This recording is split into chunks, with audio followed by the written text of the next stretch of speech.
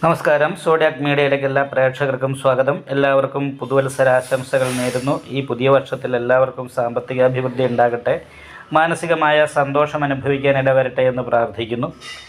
2025 ജനുവരി മാസത്തെ രേവതി നക്ഷത്രക്കാരുടെ നക്ഷത്രഫലം എന്താണ് എന്ന് പരിശോധിച്ച് നോക്കാൻ. രേവതി നക്ഷത്രക്കാരെ സംബന്ധിച്ചിടത്തോളം വളരെ അനുകൂലമായിരിക്കുന്ന ഗുണഫലങ്ങൾ ഈ വർഷത്തിൽ അനുഭവിക്കാനായിട്ട് യോഗമുണ്ട്. ഈ മാസത്തിൽ ലഗ്നാധിപതി കർമാധിപത്യം വഹിച്ച് സഹായസ്ഥാനത്ത് വരികയും കർമ്മസ്ഥാനത്ത് നിപുണായോഗം ചെയ്ത് ആദിത്യനും ബുധനും നിൽക്കുകയും ചെയ്യുന്ന കാരണം തൊഴിലുമായിട്ട് ബന്ധപ്പെട്ട് വളരെ നല്ല അനുകൂലമായിരിക്കുന്ന ഗുണഫലങ്ങൾക്ക് യോഗമുണ്ട്. എന്നാൽ അതിനോടൊപ്പം തന്നെ വ്യാഴപ്പിഴവിൻ്റേതായിരിക്കുന്ന ഒരു പ്രശ്നമുള്ളത് കാരണം കൊണ്ടും ബാധകാധിപതിയും ശത്രുസ്ഥാനാധിപതിയും 10ാം ഭാവത്തിൽ കർമ്മസ്ഥാനത്ത് നിൽക്കുന്നതുകൊണ്ടും ശത്രുദോഷം പോലെയുള്ള പ്രശ്നങ്ങൾ കൊണ്ട് തൊഴിലിൽ ചെറിയ തടസ്സങ്ങളൊക്കെ വരാനുള്ള സാധ്യതയുണ്ട്. അപ്പോൾ ദൈവാധീനം വർദ്ധിപ്പിക്കാനും ശത്രുദോഷം പരിഹരിക്കാനുമായിട്ട് പ്രത്യേകം രേവതി നക്ഷത്രക്കാർ ശ്രദ്ധിക്കേണ്ടതാണ്. അതുകൂടാതെ കൊണ്ടാണ് നിവൃത്തി സ്ഥാനത്ത് ക്ഷുദ്രകാരകനായിരിക്കുന്ന കേതു നിൽക്കുന്നത് കാരണം എന്ത് കാര്യത്തിന് ഇറങ്ങിയാലും അതിനൊരു തടസ്സം വരുത്തുക എന്ന് പറയുന്നൊരു യോഗത്തോടു കൂടിയാണ് 7ാം ഭാവത്തിൽ കേതു നിൽക്കുന്നതും ലഗ്നത്തിന് പാപയോഗം വരിക. അപ്പോൾ ലഗ്നത്തിൽ പാപയോഗം വന്ന പരാജയ ശിരോരുക്ക്, പരാജയ ഭീതി പോലെയുള്ള കാര്യങ്ങൾ, തലവേദന, വിപരീത സ്വഭാവം, സന്തോഷിച്ചിരിക്കുമ്പോൾ ടെൻഷൻ ഉണ്ടാകുക, അപ്പോൾ ഇങ്ങനെയുള്ള കാര്യങ്ങൾക്കൊക്കെ യോഗമാണ്. 12ാം ഭാവത്തിലാണ് ശനി. രണവാൻ എന്ന് പറയുന്നൊരു യോഗത്തെയാണ് ചെയ്യുന്നത്.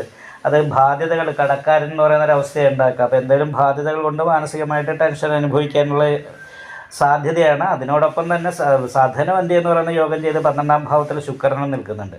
അപ്പോൾ ശുക്രൻ 12ാം ഭാവത്തിൽ നിൽക്കുന്നിടത്തോളം കാലം സാമ്പത്തികമായിരിക്കുന്ന നേട്ടങ്ങൾ അനുഭവിക്കാനായിട്ട് യോഗമുണ്ട്. എന്നാൽ പോലും വാഹന സംബന്ധമായിട്ട് ധനനഷ്ടം, ദാമ്പത്യ സുഖക്കുറവ് ഇങ്ങനെയുള്ള പ്രശ്നങ്ങൾ ഉണ്ടാകാനുള്ള സാധ്യതയും തള്ളിക്കളയാനായിട്ട് പറ്റില്ല. അപ്പോൾ ഇതൊക്കെയായിട്ട് ബന്ധപ്പെട്ടിട്ട് നിപുണായോഗം ഉള്ളത് കാരണം നന്നായിട്ട് സംസാരിക്കാനും സംസാരം കൊണ്ട് നേട്ടങ്ങൾ ഉണ്ടാക്കാനും സാധിക്കുമെങ്കിലും സംസാരം കൊണ്ട് ശത്രുക്കളെ ഉണ്ടാക്കാനും സാധിക്കുന്നതാണ്. അപ്പോൾ സംസാരം വളരെ ശ്രദ്ധിച്ച് വേണം.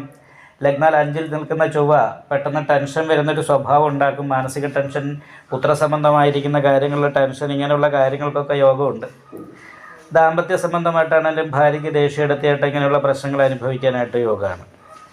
എങ്കിലും കർമ്മസംബന്ധമായിട്ട് അനുകൂലമായിരിക്കുന്ന ഫലങ്ങൾ പറയാം. പക്ഷേ ശിവക്ഷേത്രത്തിൽ അഘോര പുഷ്പാഞ്ജലി, നെയ്വിളക്ക് മുതലായിട്ടുള്ള വഴിപാടുകൾ ചെയ്യണം. അതേപോലെ തന്നെ വിഷ്ണു ക്ഷേത്രത്തിൽ സുദർശന പുഷ്പാഞ്ജലി, നെയ്വിളക്ക് മുതലായിട്ടുള്ള വഴിപാടുകളൊക്കെ ചെയ്യണം. ദേവീ ക്ഷേത്രത്തിൽ രക്തപുഷ്പാഞ്ജലി കഴിപ്പിക്കുക, ചെറിയ ഗുരുതി കഴിപ്പിക്കുക, നന്നായിട്ട് പ്രാർത്ഥിക്കുക മുതലായിട്ടുള്ള കാര്യങ്ങളൊക്കെ ഉണ്ടെങ്കിൽ മാത്രമാണ് അനുകൂലമായിരിക്കുന്ന ഗുണഫലങ്ങൾ പ്രതീക്ഷിക്കാനായിട്ട് പറ്റുള്ളൂ.